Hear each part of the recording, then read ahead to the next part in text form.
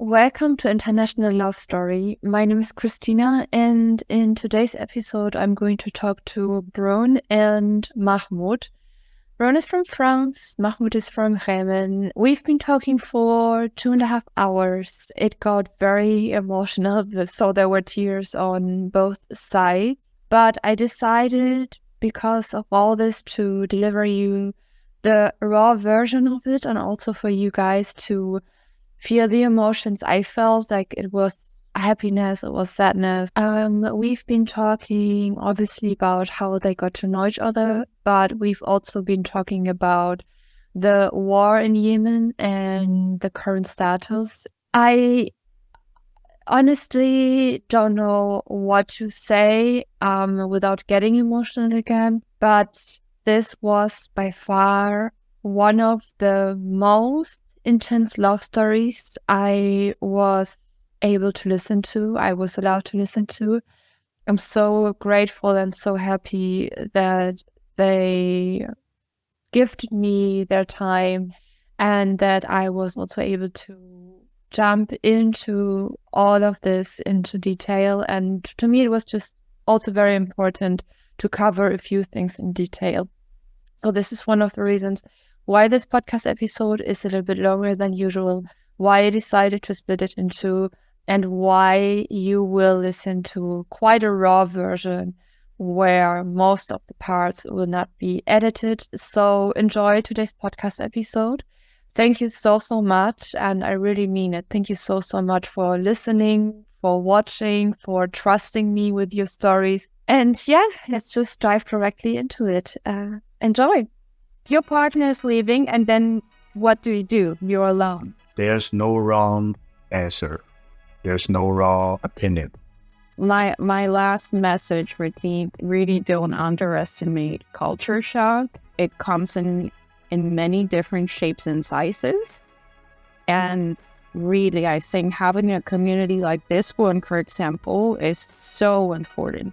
To listen to other people's stories, to see what they're going through, because you're not alone, and whatever you are going through, maybe someone else is also going through.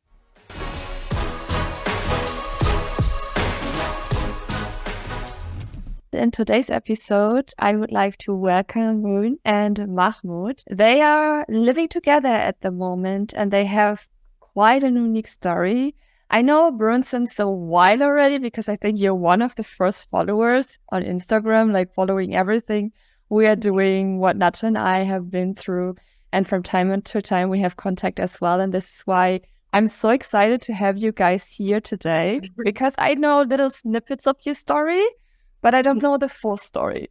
And this is what we're going to cover now. As mentioned, they do have a unique story, and I can't wait to listen to all of it. So welcome, guys. Thank you so much for being here today. Thank you for having us. Yeah, thank you for having us. So I'd say let's just dive directly into it, and you know the flow. Go ahead and introduce yourself. Yeah. Who are you? What are you doing? Tell us all about you. So I'm Brune, I'm French. What about me? I work with kids at the moment, but I don't know exactly what's coming next. And that's it, living with Mahmoud now, being married. Yeah. That's pretty much it. Like our life is like it's I don't know, messy. for maybe a year now. Yeah, we moved to two countries. Yeah, you went, Yeah. country. Yeah, it's been quite an adventure since last year, so it is still under construction. Yeah. So, and what about you, Mahmoud? I mean, obviously you're living in France right now. Yes, we're living in Lyon, and I was working in IT. I studied IT, but now currently I'm not working. I'm just self-studying, like improving my skills. I worked in Oman in security and IT, cameras, things like that. Mm-hmm. But for now, staying home, education, housewife. trying to figure things out at the moment. Yeah, we're working on paperwork, a lot of things to do. Yeah. Yeah, we've been there as well. What brought you to France after all? Because I know you got married just a couple of months ago. Yeah. How was that? Like, maybe we should just jump a few years back to explain the whole background story. What brought you to where you are nowadays? Yeah. Okay. I think it's easier to understand from start to. Yeah. Yeah, we started during COVID when quarantined. There was like an app for a meeting. Maybe you heard about it, Tableau. It is not active anymore. Like, they disabled the app. Yeah. It was an app, like basically when you were starting the app, you just like were pressing start, and there was like a little plane coming from where you live to any random place around the world, and you were like connected to someone around the world. And the app was translating the person's language into yours. So you could share messages with anyone in any language, and you would receive them in their language. So that was like during COVID. I discovered that during COVID, the first quarantine in February 2020. And yeah. Now I was at home, so I was like, okay, let's explore the world from home. Yeah, for me, like when I used that, like I wasn't using it that much. I just used it like once or twice, and I just connected with her, maybe like at random. And I had a really bad connection in Yemen, so the connection was really shitty, and it was cutting all the time. Like I was sending her messages, like they were receiving like after she sends 3 or 4 messages, and it was a struggle. And the app, like it wasn't like it designed well, so I accidentally clicked on calling because it was next to send messages. So I called her by accident. So we started from there. So you talked to each other. Sorry for interrupting. You did talk to each other. Like you picked up the call. Yeah. And like actually, like you know, there were I had used it a lot, so I had met some people, but I was like very careful at first, the first messages, and basically we just said like, hello, how are you? How is it for you in your country or something like that? Really like few messages, and he called accidentally. And I don't know why I picked up, because I usually didn't pick up after this short amount of messages. You don't know who you're facing.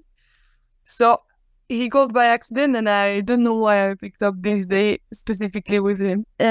So we started talking by accident. Yeah, and surprisingly, the internet worked that day, so the call went good. Like, yeah. I think we called for like 2 hours, maybe 1 or 2 hours.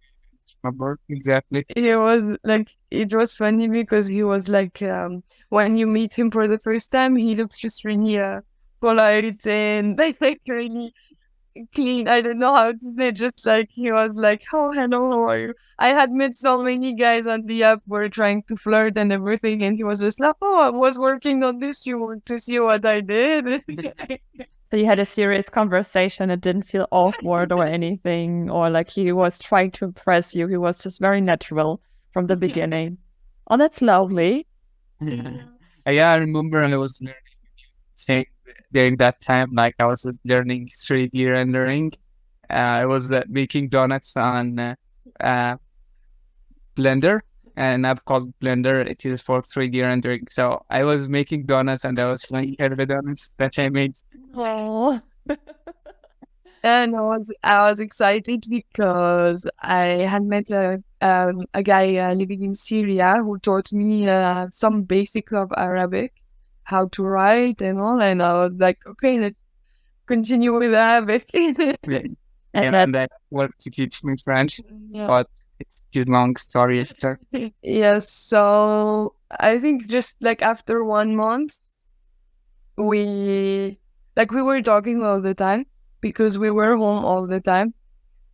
So I think on the app there was like, we were calling on the app, and there was like like top 10s of people calling the most and things like that. And we were on the top of the top for most of the weeks because we were calling like 40 hours a week or something like that.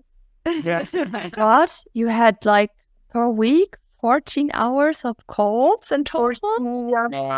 Yeah, I think we reached 45 weeks. Yeah, still because of that. Wait, per week 45 hours? Yeah. How did you do that? So you basically finished work and then you just jumped directly into the conversation, or? Because it was quarantine, so we were at home.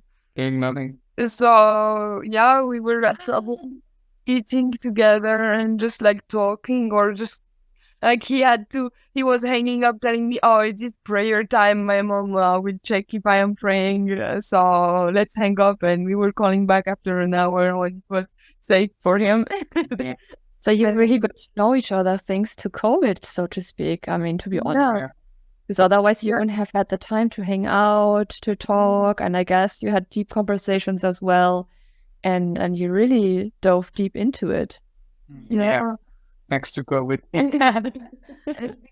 And because he was like, I had used this time to call a lot of people around the world, but a lot of them for time, I think. But with him, it was easy to talk. He was absolutely not flirting, so it was like you feel safe talking. You don't have this in mind, like is it becoming weird that we talk that long or not? So it's just like, oh, do you have time? Do you want to call? And we always had time. And then over the time, you had the desire as well eventually to meet each other in person, or Yeah. how did it develop? Yeah, we started learning about closing distance after 1 year, I think. No, less than that. Like, because basically after 1 month of talking like that nonstop, we knew that there was something going on. So we told each other there was something going on. So we were like dating, but I was not planning on anything. Just I liked what's going on like that moment, and it was COVID. Like all the borders were closed anyway. There was, and I think I didn't realize at that time how messed up the situation was in Yemen. So I was just thinking, oh, it looks pretty, and maybe at the beginning he was just showing me the city, the pictures on Google, and we were just talking like seeing each other's wall or inside the house. The first times he went out and he showed me the roads, and he showed me like there were people walking with I think the guns. They are holding guns in the streets, and they're all wearing the traditional clothes from Yemen. And it was at this moment I was like, "Whoa, yeah, this is really different from everything I know." Just realized. But so yeah, at the beginning, I think I don't know. I didn't think about what I'm getting into. I just thought I like him. I want something to. And so after the first months of dating, he told me, okay, but with my religion and my culture, it is either we get married, either we can't continue further. Like, we won't be able to live together if we are not married, because it is not traditional in Yemen to get married to someone not Yemeni, not Muslim. And if you do that, you need to get married anyways. Yeah, I'm thinking my whole family like to get married to foreigner. Yeah. Like one of his cousins told me, oh, we have some foreigners in the family. It's one Afghan woman and one Turkish, I think. Both Muslims, or like it's not that far. It is not the same country, but it is like Same religion. yeah, same religion, same. Or for us, it was so different. He was like, my family will maybe not accept you, but at least if they accept you, it will be if we are married. Yeah, but this is what happened. So they were accepting you because at least one checkbox was checked, and that was that you guys got married before, like living together and all this. Yeah. Even even getting into a relationship. Like, I think they still, to this day, they still don't know when we met. Yeah, I know everything. I still don't know that we were talking before. they knew that we were friends, but they thought casual friend, like chatting or something like that. Yeah, like they didn't ask too many questions about that, but they like he wouldn't tell them when exactly we met and how long we knew that we wanted to. Yeah, because in my country, like marriage is like a traditional way. The mother will find a wife for the son. It is always like that. So this whole idea, it is very new, and His mom was teaching Quran in the mosque, and she was not trying to find him like a beautiful wife or one who's smart or anything. She was trying to find a wife who knew the most chapters of Quran. That was the main criteria. So I was like far from the from the agenda. But obviously, your family, Mahmoud, they accepted Brune after all. yes, Were there some struggles, may I ask, in the beginning for them to get used to it? Because I understand that the religion is completely different to Brune's religion or to what she's, let's say, used to. How did it develop? Like, what did you do to introduce her to your family? Maybe you can share some tips and advices on that as well, because I know that a lot of people who are listening, they not only have a cultural difference, but there's also the religion playing a big role into it. How was it for you, your experience, when it came to introducing her to your family? introducing her, it was like my surprise actually. My dad just figured it out. He said, "Are you married?" Like, Because because I was living in Egypt. like yeah, just Yeah. he went to Egypt because at that time he might had a chance to travel to Europe or to the US. So we were trying like that. Because from Yemen there is no embassy, nothing. So he had to live abroad to find a solution. This was also one of my main problems to plan anything, because he had to be out of Yemen to plan anything, to try. So he left for Egypt for a few months and was trying to figure it out, but with COVID it was really hard. It was almost impossible. And so yeah, you can. Yeah, so I was, in a call with my dad, and I was telling him that I figured it out. I'm going to travel, and he told me how. I told him, yeah, someone helped me. He said, "Are you married?" And I'm, yeah. And then he just, and from that moment, then they started asking questions. And my mom was super shocked, and she started crying. Yeah, she was saying me, yeah, how come? Why? Like, you should find a Muslim wife. You should just like end it and Like really think about it. Think about your future. Think about your children. Like he was on a call with them and he can't lie, and he didn't expect the question. Yeah. So really his dad just said, "Are you married?" I was not there, but I can't really imagine his face, like panicking. And then his mom said, "Is she Muslim?" He said no, and the call cut. Because the internet was bad. So the call was cutting and his mom was trying to call back because she was sending him voice note. He was like, I was not there, and he was sending me messages like, my mom is trying so hard to call me back and she's sending me voice note. She's mad and she's telling me, don't do that. Yeah, she cried like for days, and she was saying, "We really think about it. It is maybe not a good idea. Consider about it." And then after time, like after few weeks, and she saw that really going for it. She started accepting her. She started loving her, and Because he had to go back eventually because it didn't work out in Egypt. He had to go back in Yemen. And his mom was like, "Okay, now you're back. We'll find you a wife here." Or, this was my fear at that moment, because I knew that before he traveled, they didn't know about me, so they couldn't stop him from talking to me or anything. But when he went back to Egypt and they knew, I was really worried that they would do anything to keep an eye on him, to like prevent him from calling me or to try to change his mind or don't let him travel anymore. But they were so supportive. Eventually, Yeah. I think his dad was wouldn't say it, but he was proud of it. They wouldn't encourage it at first, but I think it was, they hoped for it. Yeah, and his sister were very supportive. They were super happy.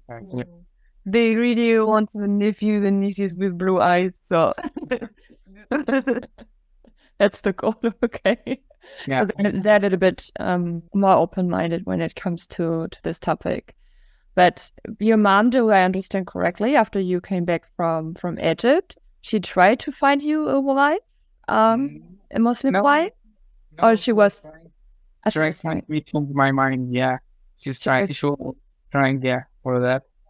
But she saw me like I was determined, and she started supporting, and she started calling me, and she started. Yeah, she wanted to see me afterward. She wanted to. When I think if you have doubted, if you have shown doubt, she would have looked for a wife right away.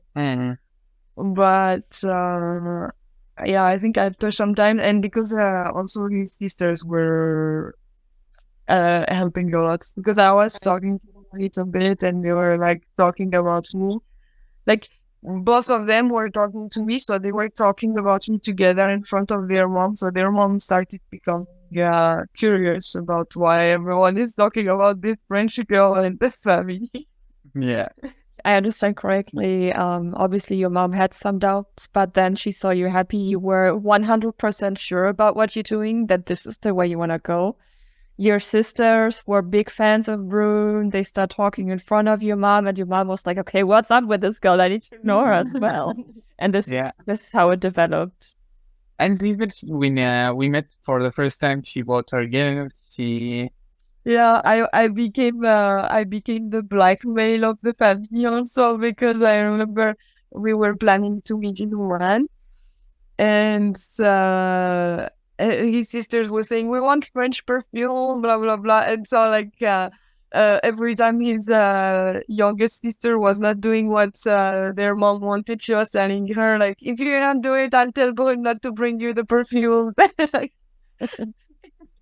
Yeah, it became like oh, this is lovely. Funny. Yeah, and when we've met in Oman, no, we've met alone the first time. Yeah, my mom was, she said, I looked happy, and she was happy that we met, and she was super supportive. Like when he came back from Egypt, it was hard because he was not planning to come back. He was planning to leave, so he had all these things, and now he had to go back. And just after that, a few weeks after that, there has been a bomb falling on the telecommunication building. Like the telecommunication center in the main one in Yemen. So there was no internet for like 3 days. No internet at all in the whole country. Like we were on call at 2 a.m. and it cut. And I thought he doesn't have credits anymore, so I didn't worry about it. And the next day, I went to work, and at noon, I thought it is long. Usually he buys credits in the morning. What's going on? And I had like a bad feeling. I just checked the international news, and I saw like bombings in Yemen, total blackout. And I was like, oh my God, what's going on? Yeah, because like in Yemen, like that, your fight, like the internet in Yemen, it is limited. Like every month you pay subscription, they give you like 20 gigas of internet, and just like keep running out every few days because it is super limited. So we were used to the cuts, like either the quality of the internet, either they block WhatsApp, they block Google Duo, Google Meet. We had to use VPNs a lot. He had to. And I had to search for a new VPN every few days because they block VPNs. Yeah, so we were used to that, but like the blackout in Yemen, like I broke down at work. They told me go back home, and I called him like just an international call, like just knowing my credits would be. Just he told me everything was fine, nothing happened in their area, but just the internet was out off for the whole country for 3 days. Yeah. After that, we were like, okay, enough of all of this, like, because for all this time it was almost 2 years that we've met at this point. And for these 2 years we were only communicating video calls and texts, and we were only planning to make him come to Europe. Anywhere in Europe was okay, but it would be fine for me to go anywhere in Europe. And because for him it was so hard to travel, it was so expensive, and he couldn't do anything from Yemen. I couldn't go in Yemen. It's like, if I want to go in Yemen, I need to sign papers for the French government saying they are not responsible for me anymore. Wow. So that if something happens, that they will not be responsible for getting Yeah, you back home, basically flying you home or whatever. Yes, because it is too dangerous. So we were trying for him to come.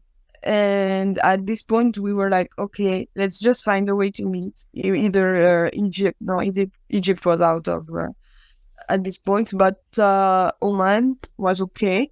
Sultanate of Oman was okay for us. So we were like, okay, let's go for Oman and let's meet, and then we'll figure out what's the next move. So we planned for Oman, but it was still hard. He had to travel through the desert in a car. The desert is full of mines and war zone. Wait. I mean, wow. So, but that was the second time you were supposed to see each other, or was that the first time? No, Like the That was first time. When he traveled to Egypt, I was thinking about going. Then he was like, no, I'll travel to Europe anyway. I'm in Egypt to go to Europe, so don't worry. Don't bother traveling. Then he didn't. Mahmoud, you drove to Oman, like knowing that it's high risk, like knowing that anything can happen to you, basically. Yeah, and it was a really long trip. Like, it was 30 hours by car to the border, and like it is desert and road, but it is like maybe 10 hours in the desert, and from the border to Muscat to the city where we were supposed to meet, 16 hours additional to that. So it is 46 hours.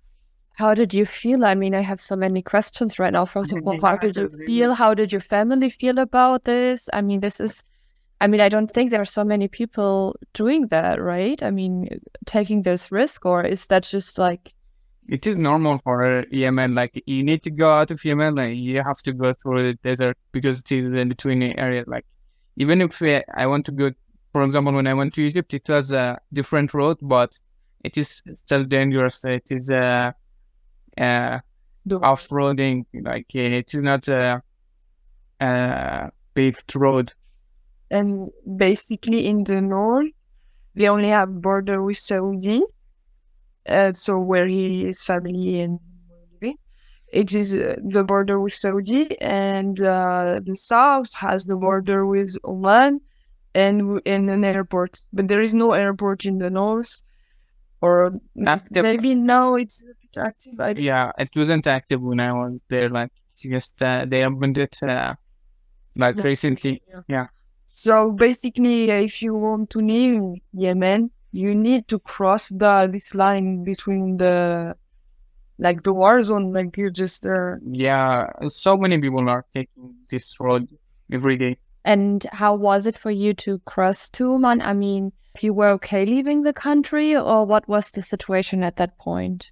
Yeah, I was excited to meet Brune, but the road was really hard. Like, traveling in the car for 30 hours straight, it is like exhausting. Also for mentally and for also physically. I was like, couldn't move for days. Like, it is back pain and legs. Yeah. I mean, yeah, obviously this, but also, I mean, for me, obviously, it's super crazy. And I guess for you, Brune, at that time as well.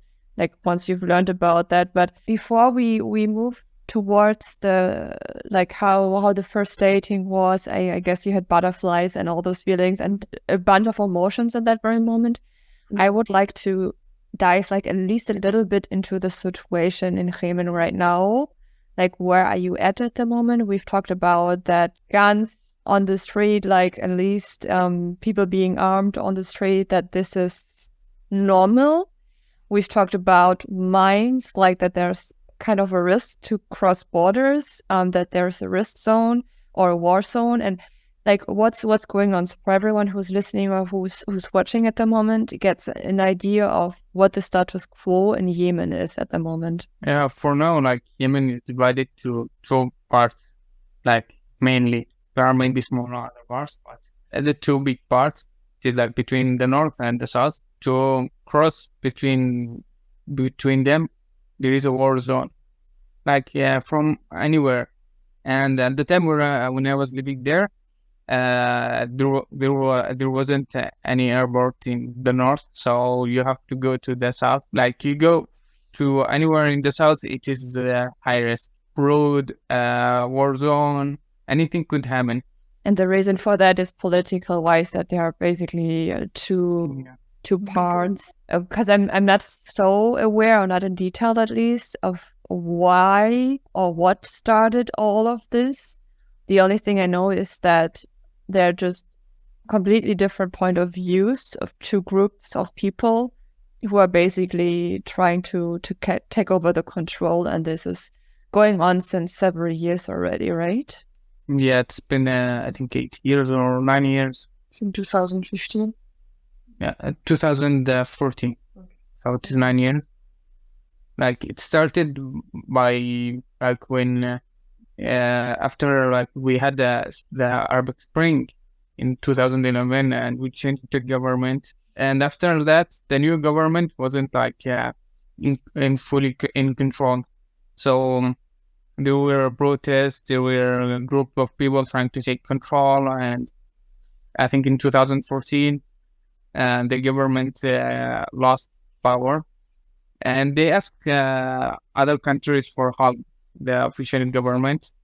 So Saudi and Emirates, and there were a coalition of 10 countries. They came to rescue the government, but they didn't try to do that. They just kept, they took like control of most of the country, and they stopped. They didn't continue doing that. They stopped, like they kept in control with what they got. So they didn't give the government full power, and they didn't end the war. Like they still, for now, they still like fighting. How do you feel about it, like at the moment? Because I had another conversation, like I think 1.5 years ago, where one part, like the male part as well, is from Yemen, and he was telling me that at some point you just get used to it, because that's like you have to keep on living your life. That's part of your life, and it's horrible and everything, and you don't know what's going to happen next and how things will evolve from here on. But that doesn't stop you from living your life and from moving on. Like people need to live, like to eat, to drink, because like if they stop from where they eat, from where they drink. I feel like we hear a lot that in these situations we hear a lot that people are resilient. Resilient. I feel it is not totally true. Like it is survival more than at some point. Like yes, you need to live your life, because like when we were calling sometimes videos, he was telling me, "Oh, do you hear the bombs in the background?" And it is like super scary. But for him, it was just like, yeah, we're used to it, and they're just dropping bombs on the military base now. Because before they dropped bombs on other things, but maybe the UN or something told them to stop, and now they just aim at military bases. Exactly. So for him, it was normal and not scary. I remember one time his sister came back from college, and she told him like, didn't you get scared? The bombs fell just so near to the college, and they were like, no, it was not exactly on the college. You were safe. Like it was okay. Okay, wow. So yeah, obviously Yeah. you have this like life has to go on. It's dramatic as it sounds, like as you said, like it's a quite a survival mode. And Yeah. because every time something happens, you're just like, okay, yeah, it doesn't surprise me or with Yeah. you with that. Okay. I noticed the first time I went outside in Yemen, like I was shocked seeing people are living their life normally, being happy, seeing people happy in the street, going out at night after like 9 in Yemen. In my country, like we don't see people after 9. You don't see anyone out in the street. Like everyone staying home, trying to stay safe. We don't find transportation. You don't find cars. Like the life stop at 10 exactly. Like you don't see anyone. Like I think it is like never stable in Yemen. Yeah, and that was like seeing people happy, seeing people living their lives, seeing poor people are like being able to live, seeing people like enjoying their life, having fun. And I was like frustrated why this happening to my country, why my country is like that. Like no one is living, no one is happy. Rich people are depressed, poor people are depressed. Like they don't know when something will happen for them. But after all, like at least you were able to leave the country, so you were able to go to Oman. Yeah. It wasn't like at that moment. I'm not sure if at any time in those 8 years they tried to stop people from leaving the country, but when you tried to travel to the Oman, it was possible, and this is what you did. And Yeah, okay, We got lucky because the borders with Oman were closed for a long time, especially with COVID. I think like basically they closed the whole country for 2 years in Oman. Like there was no school even for 2 years. They started only last September school again. So we got lucky that the border was open at that time when we traveled. yeah. Like when I traveled to Egypt, it was closed, and when I came back, they just opened it, and then had easy visa. So I just got the visa, and Basically, we were not 100. He got his visa, but we were not 100% sure that he would cross the border, because anything can happen. yeah, So I bought my plane ticket only after he crossed the border. I had my suitcase ready. I bought the ticket and I just took the first train to go to Paris and take the plane. The next day I was in Oman. I really bought the ticket last minute, and he was still on the road when I landed in Oman. and how Yeah. was all this? I mean, it's I guess quite exciting on the one hand, but It's emotionally very- draining as well. No, I mean that's Yeah. how I would feel at least. Yeah, it was really exhausting. Even we didn't plan anything before, like we didn't rent a place in Oman, like we weren't 100% sure that we'll make it. So we rented a place in the last minute, and like we weren't 100% prepared because like we were scared of anything. And we didn't know Oman, like Yeah. even for him it was like the closest country to his, but it is still so different from Yemen. Like he didn't know what to expect. I didn't know what to take with me. I didn't know how I'd be able to get dressed there. I was not sure. Can I show skin? Can I not? And the day the day before I traveled, he told me, "Do you realize you're about to cross like half of the world to meet to go in a country you don't know, to meet a guy you've never met who's coming from a country where there is war and terrorists?" So it was just the day before. I'm like, yeah, I guess it is what I'm doing. Yeah. I mean, there's a reason why you did all this. I mean, talking for 40 or 45 hours per week. As I mentioned before, you really got to know each other and you got a sense for the other person as well, for each other, Yeah. you know, and you were completely like attracted on so many levels to each other that was just the next step to go. And even though if that means like crossing the desert, minefield, for me, it's just like, luckily, like I've never been in a situation like that.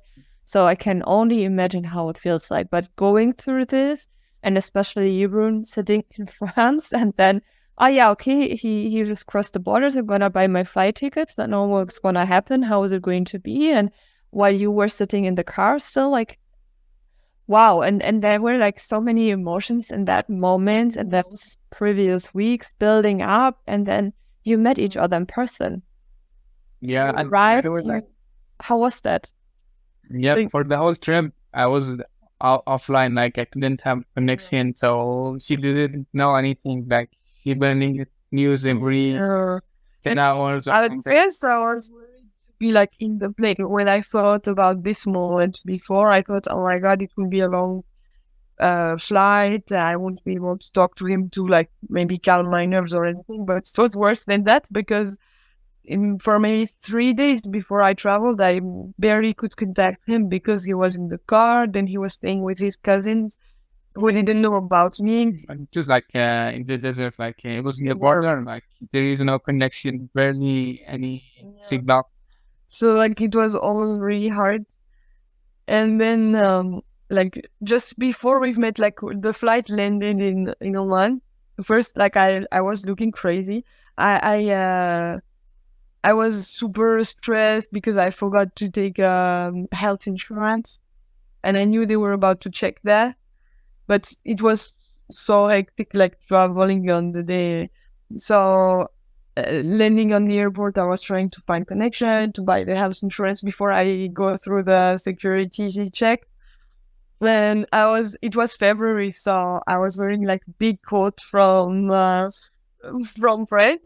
I was like wearing the long dress that they were like abaya and the big coat. And I was like this. There were not so many tourists at this time of the year, and because COVID reasons and everything. So really, I was like maybe the only white woman in the airport. It was 35 degrees outside, and I was wearing this big coat and running everywhere trying to find connection and everything. I was looking so crazy.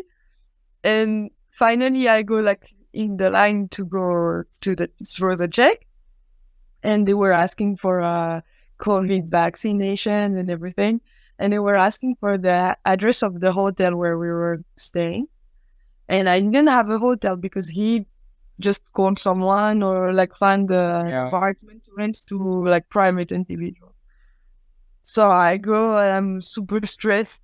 It is like meeting this Omani security, like wearing their, their traditional turban and the dress, and they look super angry all the time. I don't know. They try to scare people. I don't know.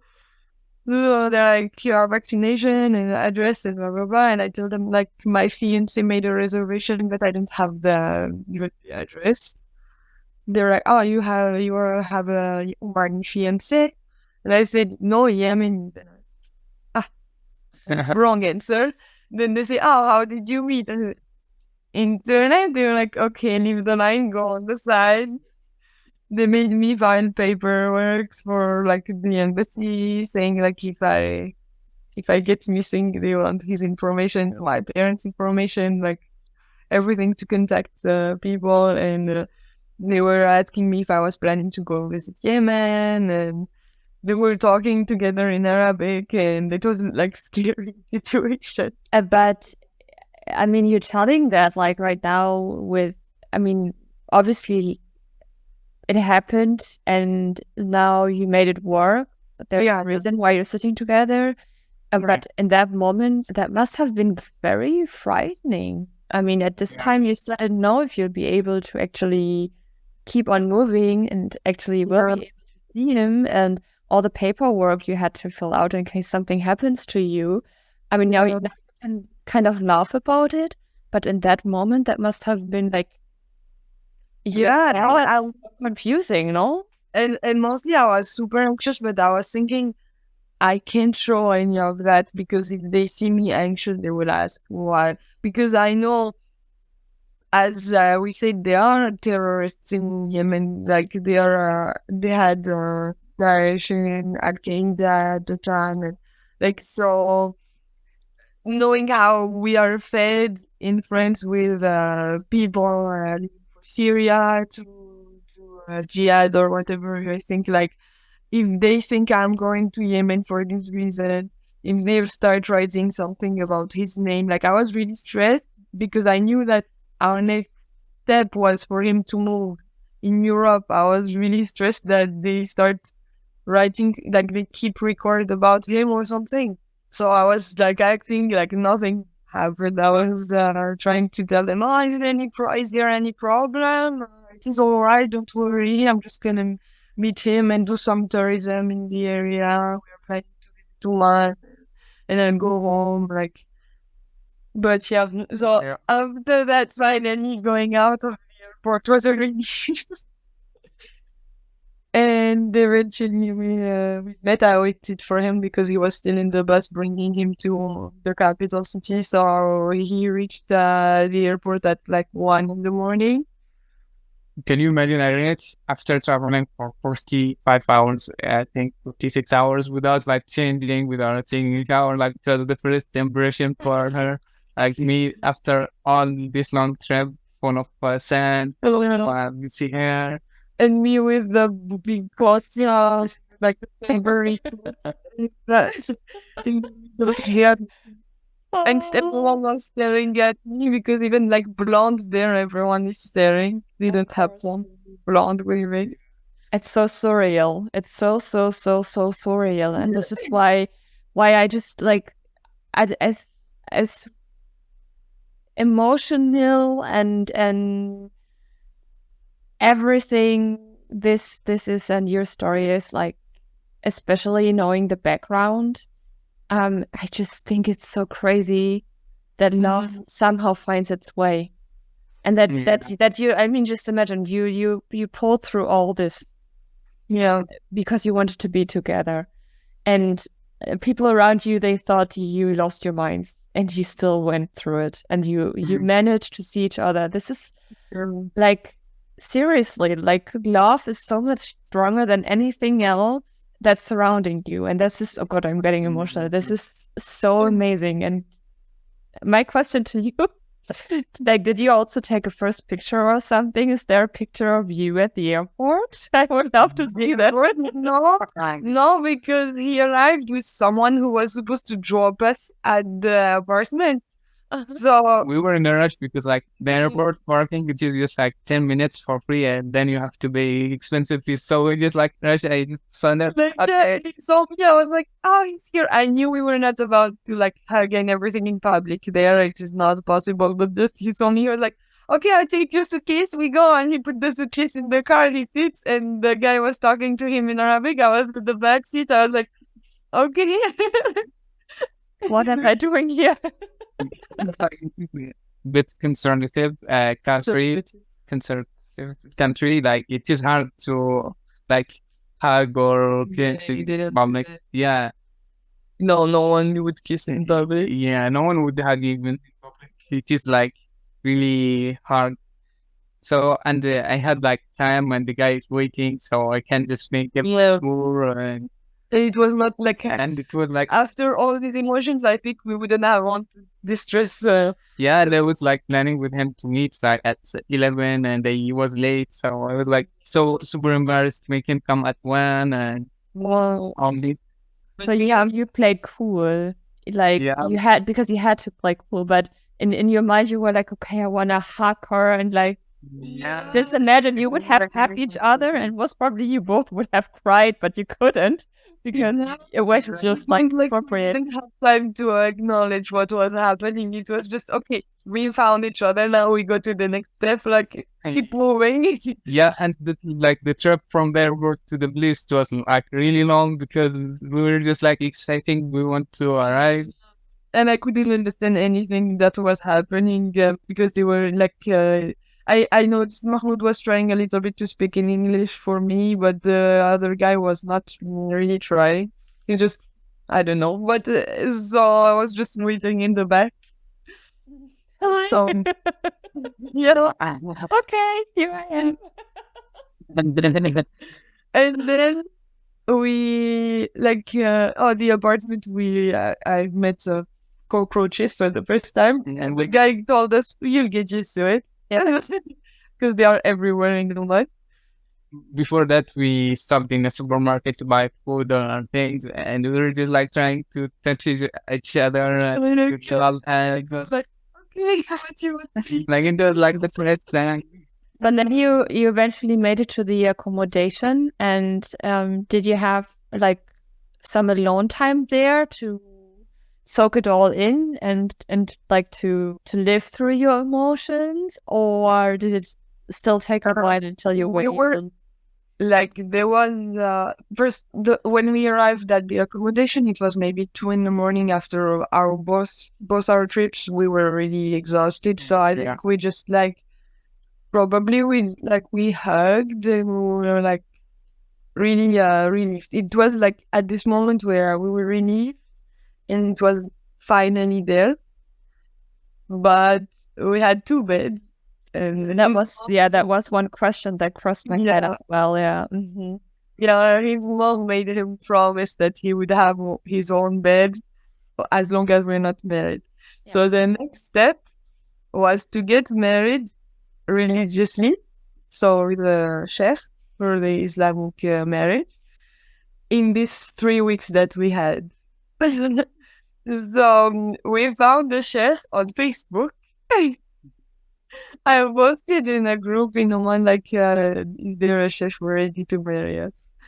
And so the next night after we arrived, we were supposed to meet him. So we were happy about our time. We were enjoying already, but there was this pressure because his mom was calling every 2 hours maybe to check if we are already married, and if we are not, nothing happens. But there's one thing I would like to say to you, Mahmood. I mean, I really, really admire how you respect your culture. I know, this is at least for Brune and I, we are from a completely different background, but that you admire your family, your religion so much that this was just a no-go. And even though if no one could have controlled you, because after all, your mom called you every 2 hours, but that you were so strict with it, that this is just a no-go until the moment where you are married. And that this is what you did, having the strength, even though if you have been through the desert at that moment, driving for several hours, going through all these emotions, but that you still knew I'm going to how would you say that? This is part of me, my family is part of me, my religion is part of me, and this is just a no-go, so I will not. Yeah, we set a line, we said we won't do it, and we agreed even before we meet that we'll wait until we get married. So we asked him what is out of question before we are married, and I knew also that I didn't know what would happen. I knew just imagine that in a moment we get carried in something. Okay, it is nice, but for him it would probably stay with him for maybe his whole life, so it doesn't worth it. And after all of this, it was the first time we met, but we knew that we were getting married, we were going far, so there was no need to rush into anything at this point, and just being together was already so much. Yeah, thankfully, Brune was thankfully Brune was understanding. Oh God. Oh, well, I mean, I'm emotional right now. I'm just listening to you. So just being in your situation in that very moment. Yeah. I think I need to calm down a little bit. Sorry for interrupting and for that's a little emotional. Yeah, no, but it just just imagine, I I'm putting myself into your shoes right now.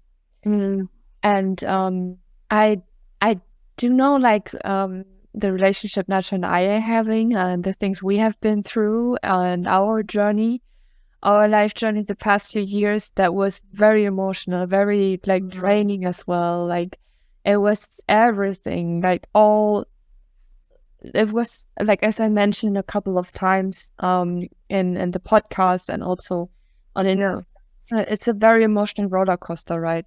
But you guys, you really brought all the emotions together and you brought them all at once, like in a little backpack kind of thing before meeting each other, and then you finally met each other after going through so much together already without even seeing each other. And this is what just makes me emotional, what I said before, that love finds its ways, and now you're sitting there united. That's just so incredible, and I have so much respect for everything you're doing and for the way who you are and the way you respect each other, and also what you just said, Brune, that you were aware of that. You talked about no-goes before, and you didn't want, even though if you were tempted maybe, but it was just a huge no-go. And you were like, okay, eventually we're gonna be married and then everything will be all right and we're gonna make this work. But for now, I respect that. That's him, and it's gonna be all fine. And obviously it turned out really good after all. Yeah. It was nice to like we got to know each other for so long. I think when you're in a long distance relationship, especially when you start before meeting, you get so much time to discover everything about each other. We knew each other, we respected each other, like We talk about what to do, what not to do, So we knew when we met, we were enjoying just being in the same room, having breakfast together, going out together, discovering this place, because none of us knew anything about Oman. I didn't know even this country existed before. So it was okay. Like it was the pressure, I think, mostly. Yeah, but like life living with you at that time, it felt so natural. Like feel weird. Everything went smoothly. Yeah. It was like I knew, like I knew before that I was so sure. And a lot of people were telling me, but you never met him. Like it is a lot of commitment for like 2 years.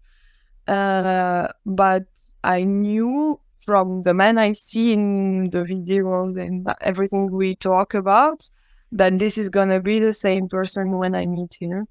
Because in general, I think he sometimes he's a bit shy or anything, but like when he talks fully. Like he's I think always true to himself, and it shows. It shows when you talk to him, even through video, and after so many hours, and like you're just being natural, or when you're getting used to this screen in between. So when we've met, like we knew each other already, not to be surprised much about what was happening, just enjoying this. So the day after you arrived, that night you were supposed to... Yeah, the first night we were supposed to meet the sheikh, but he told us, sorry, I go play football, so tomorrow. And the problem, like with Gulf countries, like not like for us in Middle East and maybe some other countries, we don't have a strict schedule. Like we don't write agendas and things. So just like we live by the moment. So if someone have something like more interesting, they'll do that, and they postpone the other things. Yeah, like it is I've seen in Oman. Like if you have one thing to do during the day, and then you're out of everything else, every other commitment you had during the day, you say no. Like you need one thing. Yeah, we don't plan. Like we don't write things. Like we plan something, but it is in our head. If we forget, it's okay. Next day, when we remember, Like Can be our quite calendar. frustrating for European mentality. Yeah, because I notice here people are like strict with schedule. Like at 2 they have to do something, at 3 they have to do something, but they're not like that.